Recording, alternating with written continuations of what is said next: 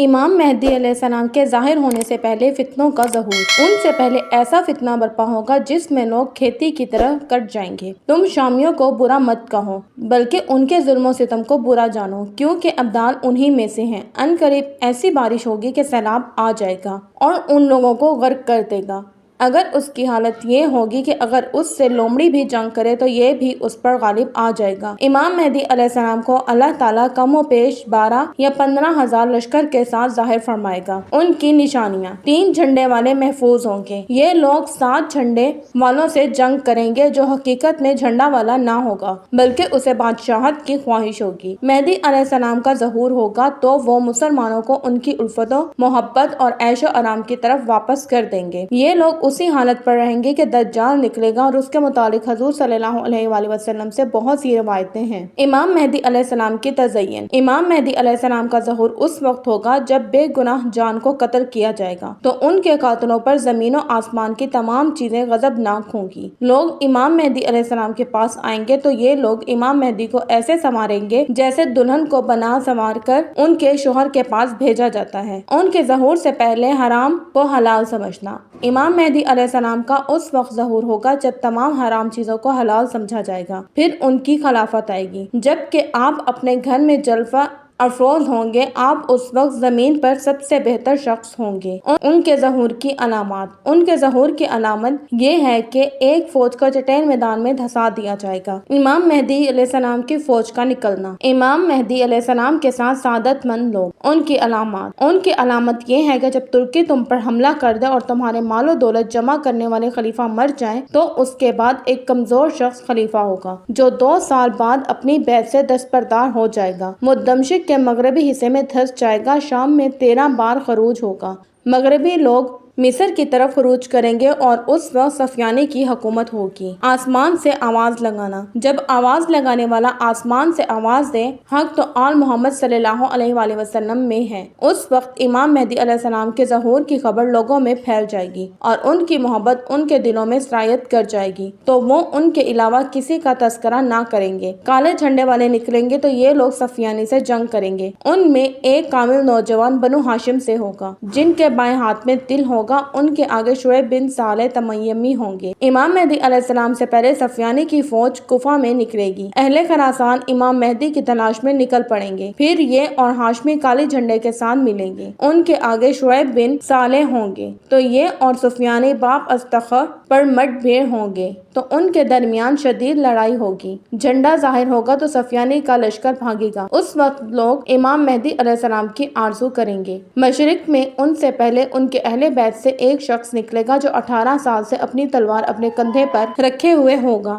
وہ جنگ اور مصلح کرے گا، پھر بیت المقدس روانہ ہوگا تو وہاں پہنچنے سے پہلے مر جائے گا۔ چٹیل میدان میں فوج کا دھنسنا: میدان والے مکہ میں ہاشمی کے پاس ایک لشکر بھیجیں گے تو یہ لوگ ان کو شکست دیں گے۔ اس کے بارے میں شام کا بادشاہ سفیانی سنے گا، یعنی وہ سفیان بن حرب کی ذریت سے ہے تو یہ ان کی طرف لشکر بھیجے گا تو یہ لوگ چاندنی رات میں ایک چٹیل میدان میں اتریں گے۔ ایک دائی اس کی طرف دیکھ کر کہے گا ہائے اہل مکہ کی بربادی، تو اسی کے ساتھ ان کا آنا جانا لگا رہے گا۔ پھر وہ لوگ لوٹیں گے تو انہیں کچھ دکھائی نہ دے گا۔ وہ کہے گا سبحان اللہ، ایک ہی لمحے میں کوچ کر جاؤ۔ وہ اپنی منزل پر آئیں گے تو وہ ایک ایسی جماعت کو پائیں گے جس کا بعض حصہ دھنس چکا ہوگا اور بعض زمین پر موجود ہوگا۔ اسے چھوئیں گے تو وہ حرکت نہ کرے گا تو انہیں معلوم ہو جائے گا کہ اس کے ساتھ دھنس چکے ہیں۔ وہ مکہ والوں کے پاس آئیں گے تو انہیں خوشخبری دیں گے۔ وہ اللہ کی حمد و ثنا بیان کرنے کے بعد کہیں گے یہ وہی علامت ہے جس کا تمہیں انتظار تھا۔ پھر یہ سب لوگ شام روانہ ہوں گے۔ ان کے ظہور سے پہلے تجارت اور راستے ختم ہو جائیں گے۔ فتنوں کی زیادتی ہوگی تو ان کی تلاش میں غیر معین مدت تک مختلف افق میں نکلیں گے۔ ان میں سے ہر ایک سے 310 لوگ بیعت کریں گے، یہاں تک کہ 7 لوگ اور ان کے ساتھی مکہ میں ملاقات کریں گے۔ ان میں سے بعض بات سے کہیں گے تم یہاں کس لیے آئے ہو؟ وہ کہیں گے ہم ان کی تلاش میں آئے ہیں جن کے دست اقدس پر اس فتنے کا خاتمہ ہوگا، جن کے لیے قسطنطنیہ فتح ہوگا۔ ہم ان کا، ان کے والدین کا اور ان کے لشکر کا نام بھی جانتے ہیں۔ یہ لوگ انہیں تلاشتے ہوئے مکہ میں پا لیں گے تو یہ لوگ کہیں گے آپ فلاں بن فلاں ہیں تو وہ انکار کریں گے اور مدینہ چلا جائیں گے۔ پھر وہ لوگ مکہ لوٹیں گے تو وہ لوگ انہیں رکن کے نزدیک پائیں گے تو وہ کہے گے ہمارا گناہ اور ہمارا خون آپ کے ذمہ ہے جب تک آپ ہماری بیعت کے لیے ہاتھ کو آگے نہ بڑھا دیں۔ یہ سفیان کا لشکر ہوگا جو ہماری تلاش میں نکلا ہوا ہے۔ ان کا قائد حرم کا ایک شخص ہوگا، وہ شخص رکن اور مقام ابراہیم کے پاس بیٹھ کر اپنے ہاتھوں کو بڑھائیں گے تو سب ان کی بیعت کریں گے۔ اللہ تعالیٰ ان لوگوں کے دنوں میں ان کی محبت انڈیل دے گا، پھر وہ قوم کے ساتھ اس طرح چلیں گے کہ دن کے شیر اور رات کے عبادت گزار۔ ان سے پہلے ہاشمی کا خروج ہوگا جو 18 ماہ تک قتل اور مسئلہ کریں گے، پھر بیت المقدس روانہ ہوں گے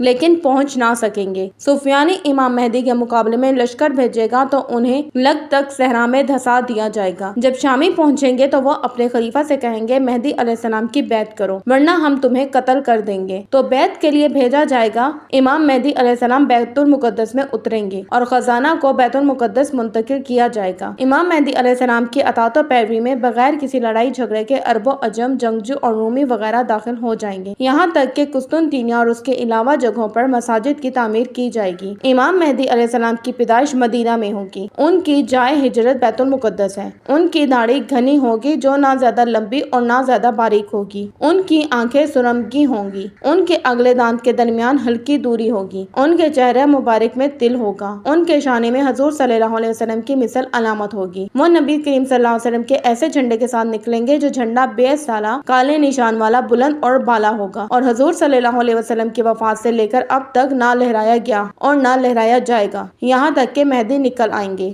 اللہ تعالیٰ 3000 فرشتوں سے ان کی مدد فرمائے گا تو وہ امام مہدی علیہ السلام کے مخالف کے چہروں پر ماریں گے اور انہیں پیچھے ہٹائیں گے۔ وہ 30 سے 40 کے درمیان ظاہر ہوں گے۔ ان کا گہرا رنگ گندمی ہوگا۔ وہ ہاشمی ہوں گے۔ ان کی خلافت عیسیٰ بن مریم علیہ السلام تک پہنچے گی۔ ان سے پہلے فتنہ برپا ہوگا تو سب لوگ حضرت علی علیہ السلام کی اولاد پر متفق ہو جائیں گے۔ سب ایک ساتھ حج کو نکلیں گے اور کسی امام کے بغیر عرفات میں وقوف کریں گے۔ پھر مینا میں جنگ چھڑ جائے گی اور اس طرح جنگ ہوگی کہ خون جمرہ اکبر پر بہے گا۔ لوگ چیخو بخار کرتے ہوئے اپنے بھلے لوگوں کے پاس آئیں گے۔ وہ سب لوگ امام مہدی علیہ السلام کے پاس آئیں گے جبکہ وہ اپنا چہرہ کعبہ مقدسہ سے لگا کر رو رہے ہوں گے تو وہ لوگ پوچھیں گے حضور صلی اللہ علیہ وسلم حضور تشریف لائیں، ہم آپ کی بیعت کریں گے۔ وہ کہیں گے چلے جاؤ، نہ جانے تم نے کتنے عہد توڑ ڈالے اور کتنے ناحق خون بہائے۔ وہ نہ چاہتے ہوئے بھی بیعت لیں گے۔ تو جب تم لوگ ان کے زمانے کو پانا تو ان کی بیعت کر لینا کیونکہ وہی زمین و آسمان میں مہدی ہوگا۔ وہ اہل شام سے اہل بدر کی تعداد کے برابر ساتھی لے کر چلیں گے، یہاں تک کہ انہیں بطن مکہ میں صفا کے قریب ایک گھر سے نکالیں گے۔ اس وقت وہ مجبوراً ان کی بیعت کریں گے۔ پھر آپ انہیں 2 رکعت نماز مقام ابراہیم کے پاس بٹھا کر منبر پر چڑھیں گے۔ وہ رکن اور مقام ابراہیم کے درمیان بیعت لیں گے۔ سوئے کو جگایا جائے گا، نہ خون بہایا جائے گا۔ وہ مکہ سے نکلیں گے اور ان کے ساتھ رسول اللہ صلی اللہ علیہ وسلم کا جھنڈا ہوگا۔ وہ گھر کے خزانوں، ہتھیاروں اور اموال کو اللہ کی راہ میں تقسیم کریں گے۔ حضرت عمر رضی اللہ تعالیٰ عنہ نے جب کہا مجھے معلوم نہیں اسے چھوڑا ہے یا بانٹا ہے، یہ احمد اور داؤد کے خبر کے معارض ہے جو حبشہ میں چھوڑ آئے، اسے چھوڑ دو کیونکہ کعبہ کے خزانے کو 2 چھوٹی تلوار والا شخص نکالے گا۔ ان دونوں کو جمع اس طور پر کیا جا سکتا ہے کہ اس کے 2 خزانے ہوں۔ امام مہدی علیہ السلام دونوں میں سے ایک پر کامیابی حاصل کریں گے۔ یہ حصر اضافی ہے۔ شیخین کی روایت ہے کہ نکالیں گے جو بغیر حصر کے ہیں۔ امام مہدی علیہ السلام کے پاس لوگوں کا معاملہ 30 یا 40 سال تک چلتا رہے گا۔ اس کا معنی اور جو کچھ اس میں اعتراض و جواب سے ہے گزر چکا ہے۔ ان کے زمانے میں زمین اپنے سینے میں چھپے خزانے کو نکال دے گی، سونے اور چاندی کے ستونوں کی طرح۔ ایک قول ہے ان سے نشانی کا مطالبہ ہوگا، وہ اپنے سر سے پرندہ کو اشارہ کریں گے تو وہ ان کے ہاتھ پر گرے گا۔ وہ لکڑی کو گاڑیں گے تو وہ ہرا اور پتہ دار ہو جائے گا۔ وہ روم کے تمام قلعوں اور شہر روم کو اللہ اکبر اور لا الہ الا اللہ بلند کر کے فتح کریں گے۔ ایک قول ہے ان کے زمانے میں بکری اور بھیڑیا ایک جگہ ایک ساتھ چریں گے۔ بچے سانپ اور بچھو سے کھیلیں گے، انہیں کچھ بھی ضرر نہ دیں گے۔ انسان ایک نت بوئے گا تو 700 مت پیداوار ہوگی۔ سود، زنا اور شراب نوشی ختم ہو جائے گی۔ عمریں لمبی اور امانت داری والی ہوں گی۔ نیز برائی کا خاتمہ ہو جائے گا۔ آل محمد صلی اللہ علیہ وسلم سے بغض رکھنے والے باقی نہ رہیں گے۔